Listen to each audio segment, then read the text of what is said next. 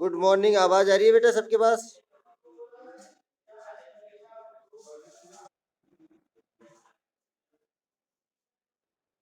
जहां तक पढ़ लिया वहां तक बताओ। कल अपन ने देखा था मंत्रिमंडल का गठन, मंत्री परिषद या मंत्रिमंडल। इसमें जितने पॉइंट थे सारे समझ में आ गए?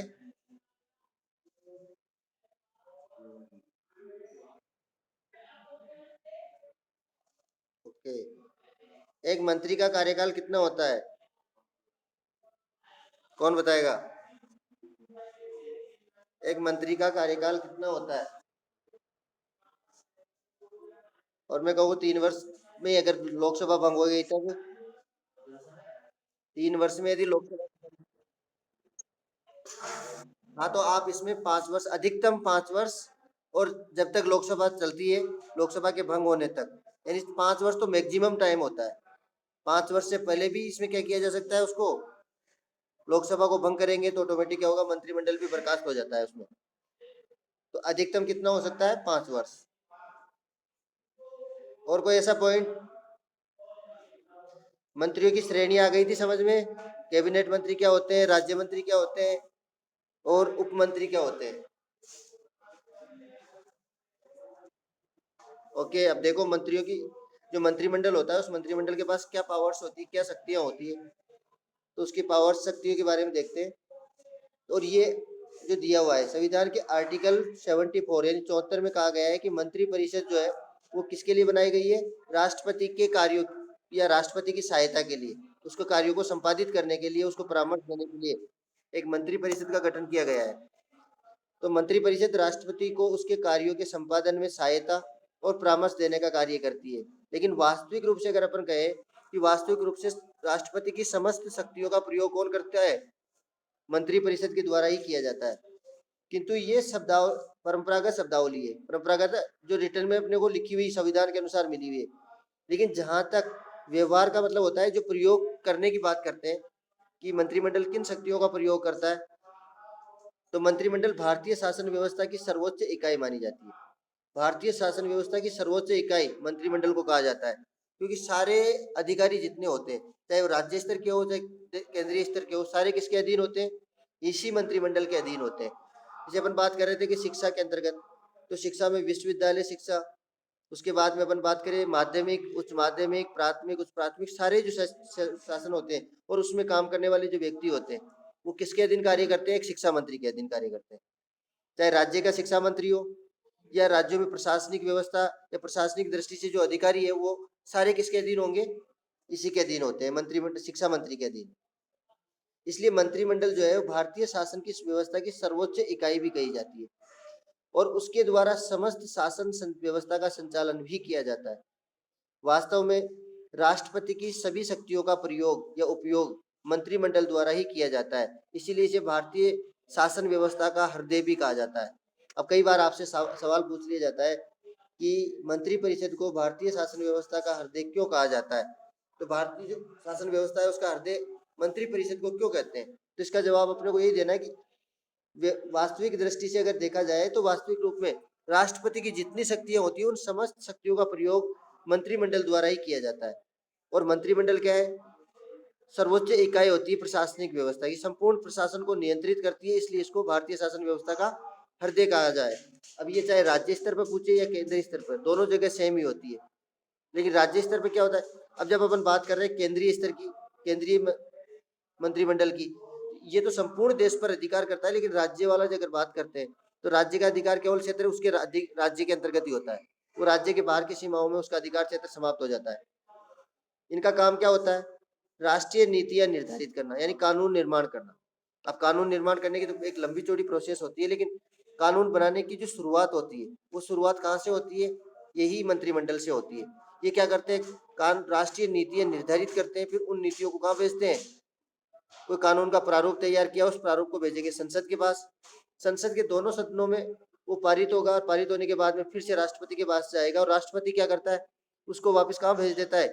इसी मंत्री परिषद के पास भेजता है देश में उस कानून को लागू करने के लिए, और लागू करने की जिम्मेदारी किसकी होती है?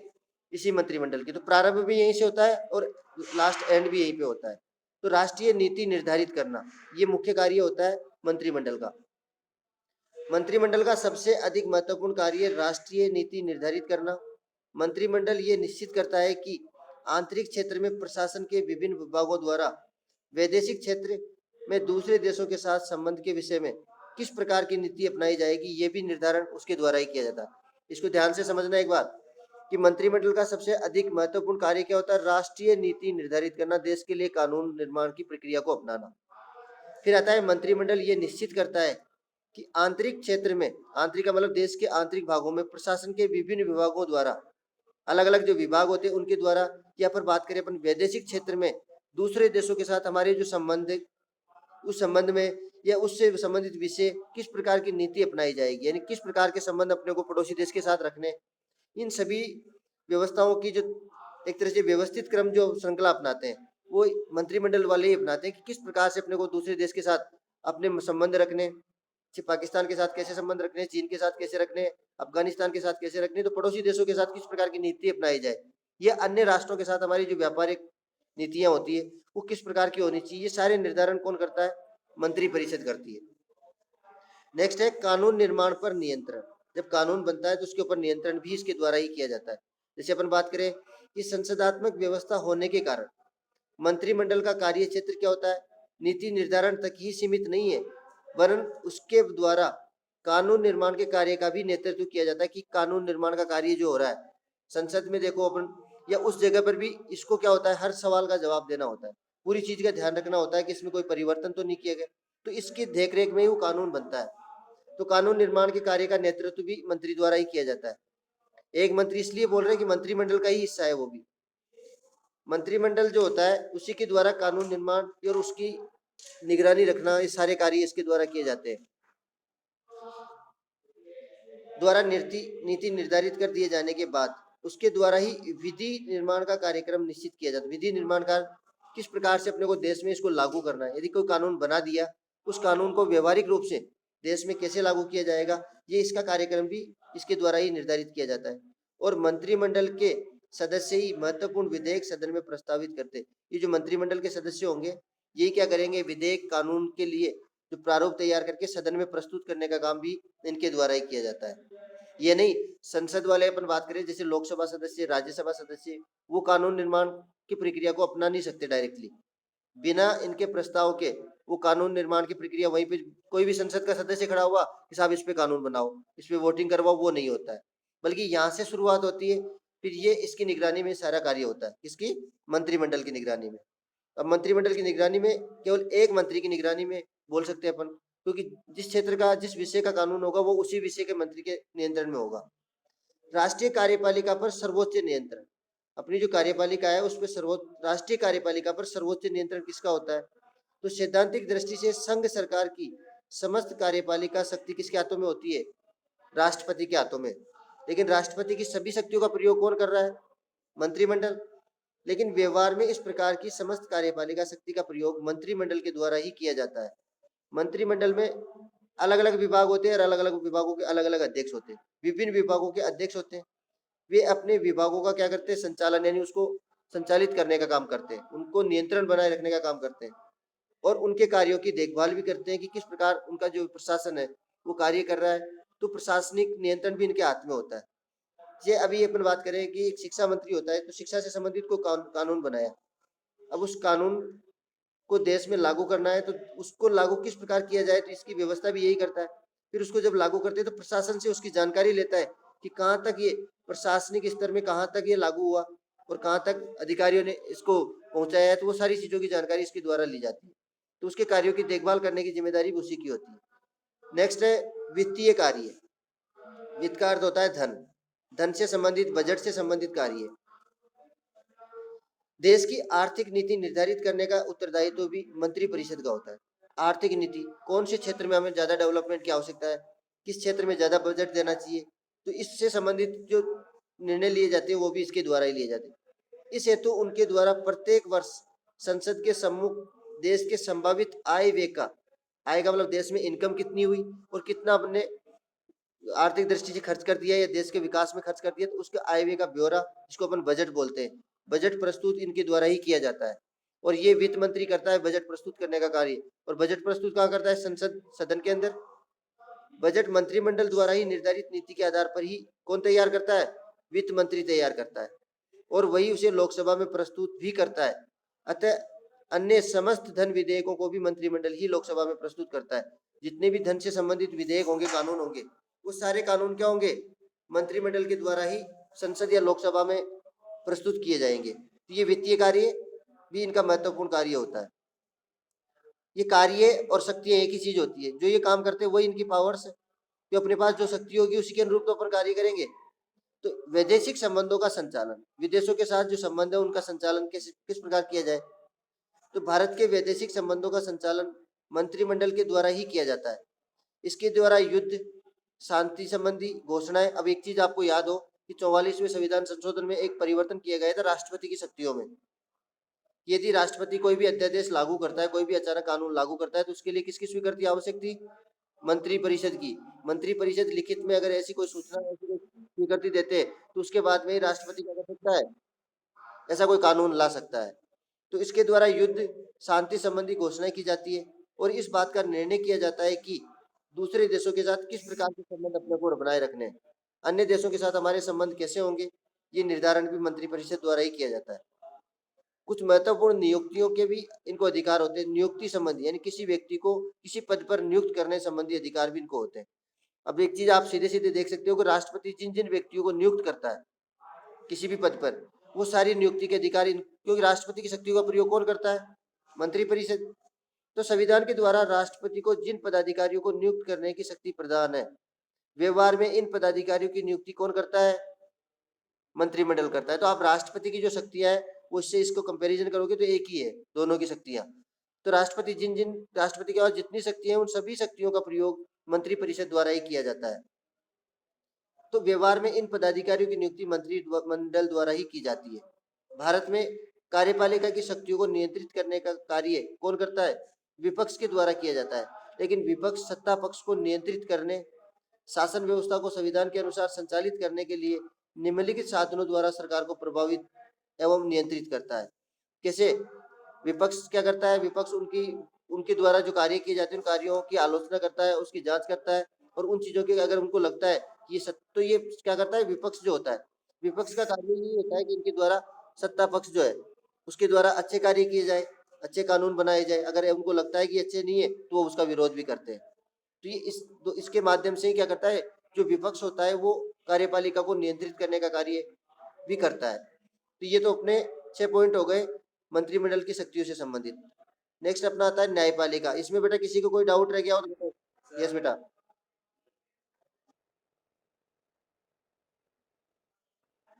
राष्ट्रपति बेटा किस किस की नियुक्ति करता है ये अपन ने पढ़ा था कि राष्ट्रपति कौन कौन से, जैसे अपन बात करें सर्वोच्च न्यायालय का मुख्य न्यायाधीश कौन नियुक्त करता है? राष्ट्रपति करता है ना, सर्वोच्च न्यायालय के। उसके अलावा राज्यों के राज्यपाल की नियुक्ति कौन करता है? राष्ट्रपति करता है। तो अब ये जो नियुक्तियां करते हैं इन नियुक्तियों में सबसे बड़ा, हालांकि अपन कानूनी दृष्टि से अगर देखते हैं लिखित में तो उसकी नियुक्ति कौन करता है? राष्ट्रपति। लेकिन व्यवहारिक रूप का मतलब होता है कि इसका डिसीजन जो है वो किसके द्वारा लिया जाता है? मंत्रिपरिषद के द्वारा। मंत्रिपरिषद ही राष्ट्र क्या करती है? राष्ट्रपति को सलाह देती है कि आपको इस व्यक्ति को इस पद पर बिठाना है। तो मंत्रिपरिषद, अब मंत्रिपरिषद का मुखिया कौन होता है? मंत्रिपरिषद का प्रधान कौन होता है? प्रधानमंत्री। तो अपन ये समझ सकते हैं कि मंत्रिपरिषद जो कुछ बोलेगी वो कौन बोल रहा है? राष्ट्रपति को यदि मंत्रिपरिषद सलाह दे रही है तो वो सलाह देने का मतलब होता है कि किसी का नाम सुझाया उसने, तो इस नाम का प्रस्तावित सुझाव है वो कहाँ से आया होगा?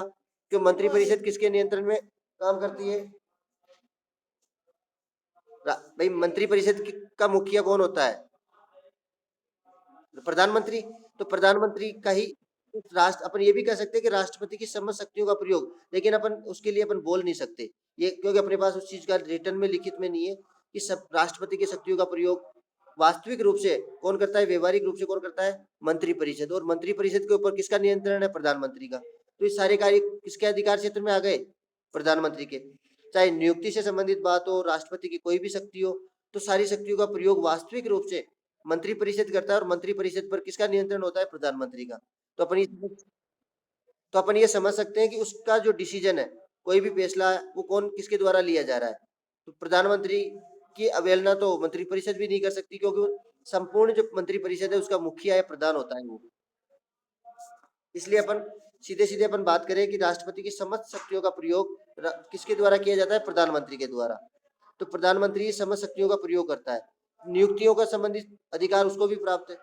तो वो राष्ट्रपति के द्वारा जो नियुक्तियां की जाती है उसमें मंत्री परिषद और जो अपना प्रधानमंत्री होता है वही सिफारिश करता है, और सिफारिश के आधार पर ही राष्ट्रपति क्या करता है? इनकी नियुक्तियां करता है। और कोई बेटा, और कोई दिक्कत बताओ?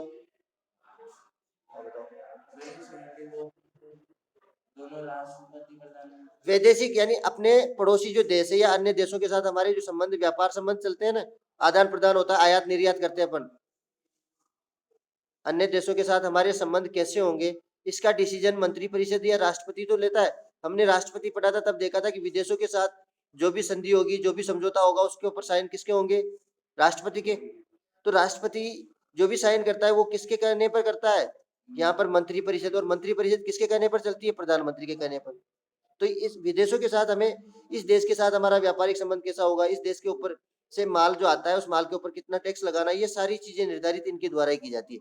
तो उनको अपन बोलते हैं वैदेशिक संबंधों का संचालन मंत्री परिषद द्वारा किया जाता है, कि कौन से देश के साथ हमारे संबंध कैसे होंगे, किसके साथ हमें कितना व्यापार करना है, किसके माल को यहाँ आने देना है।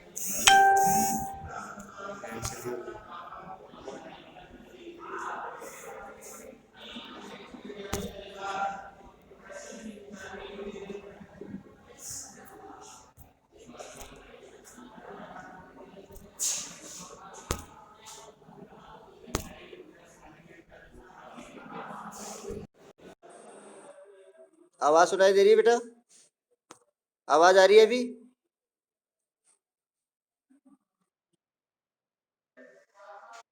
हाँ, तो अपन इसमें बात कर रहे थे कि वैदेशिक संबंध यानी विदेशों के साथ हमारे संबंध कैसे होंगे, विदेशों के साथ हमारे संबंध कैसे होंगे, इसका डिसीजन जो है मंत्री परिषद लेती है, कि इस देश के साथ हमें व्यापारिक संबंध बनाए रखने, या पड़ोसी देश के साथ किस प्रकार की नीति अपनानी है इसके साथ। तो वो सारे संबंध जो होते हैं, तो वैदेशिक संबंध बोलते हैं उनको। वैदेशिक संबंधों का संचालन इस मंत्री परिषद द्वारा ही निर्धारित किया जाता है। लेकिन किसके नाम से होगा वो? राष्ट्रपति के नाम से। सारे जो संबंध होंगे वो किसके नाम से होंगे? राष्ट्रपति के नाम से। और कोई पॉइंट बेटा?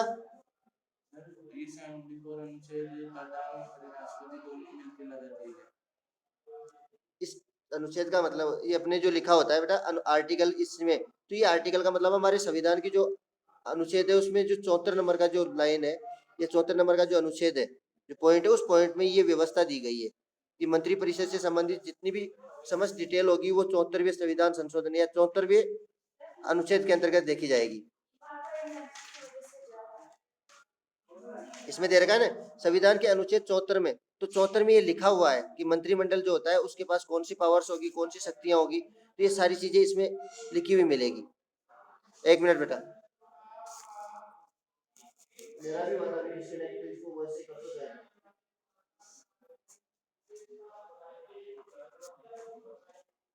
ठीक है बेटा,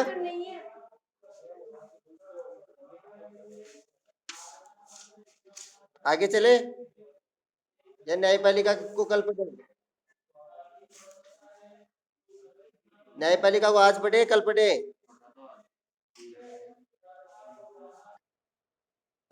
टाइम हो गया क्या? अभी तो 11:30, कितने बजे से लगेगी नेक्स्ट क्लास?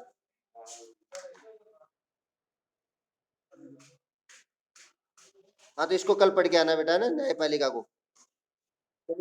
कल इस चैप्टर को कंप्लीट करेंगे, पूरा ही कंप्लीट। कल कल एक काम ध्यान रखना, हो सकता है 10:30 के आसपास एक बार लिंक को देख लेना, तो 10:30 से ही स्टार्ट करेंगे कल क्लास।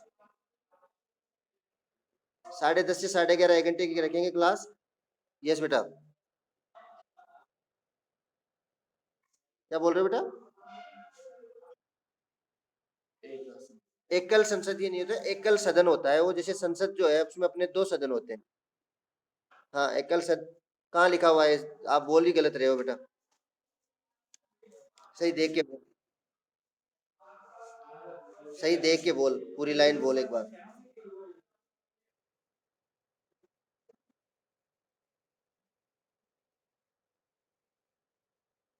एकल सदस्य का अर्थ है कि एक सदस्य क्या होता है, एक ही जगह से निर्वाचित हो सकता है। ये नहीं कि साहब मैं यहाँ से भी मैं ही चुनाव लड़ लूँ, यहाँ से भी मैं ही चुनाव लड़ लूँ, ऐसा नहीं होता है। उसको एक ही जगह से चुनाव अगर दो जगह से भी लड़ रहा है तो दोनों जगह अगर जीत भी जाता है तो उसको एक ही जगह पर मान्य होगा। एक जगह से क्या करना पड़ेगा, उसको हटना पड़ेगा। तो इसलिए बोला जाता है कि जो लोकसभा के जो चुनाव लड़े जाते हैं, सदस्य जो चुनाव लड़ते हैं, वो एकल सदस्य ही होता है। एक क्षेत्र से एक ही व्यक्ति चुनाव लड़ सकता है, एक पार्टी से। 5 व्यक्ति है तो पांचों चुनाव लड़ सकते हैं, लेकिन एक व्यक्ति एक जगह से, दो जगह से नहीं कर सकता, एक ही जगह से रहेगा वो। तो इसलिए उसको एकल सदस्य कहा जाता है। जैसे अपने जयपुर से अपन बात करें तो जयपुर का एक क्षेत्र होता है, उस क्षेत्र से केवल एक ही व्यक्ति चुनकर जाएगा। ये तो है ही नहीं कि दो व्यक्ति चुनकर चले जाएंगे। तो उसमें क्या होता है, एकल सदस्य ही निर्वाचन प्रणाली को अपनाया जाता है कि एक ही सदस्य का निर्वाचन वहां पर किया जाएगा। ठीक है। और कोई बेटा?